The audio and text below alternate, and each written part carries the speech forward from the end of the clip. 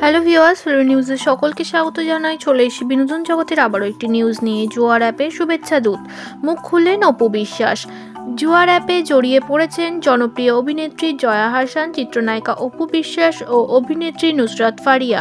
শুধু তাই নয়, এতে সাধারণ মানুষকে যুক্ত হতে দেদারসে কথা বলে যাচ্ছেন এই তিন তারকা।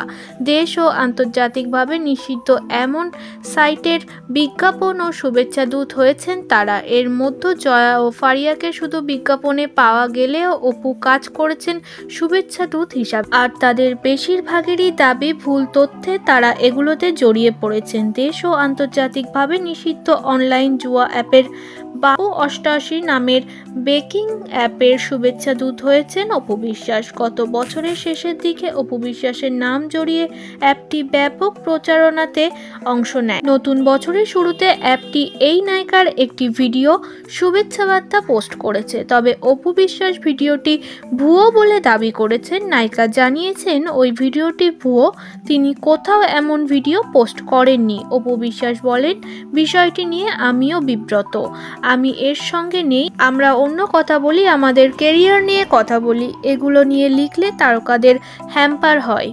বিনোদন জগতের সব আপডেট নিউজের জন্য অবশ্যই চোখ রাখুন ফিল্ম নিউজ চ্যানেলে। চলে আসবো আবারও কোনো আপডেট নিউজ নিয়ে। চ্যানেলটি সাবস্ক্রাইব করা না থাকলে এক্ষুনি করে ফেলুন।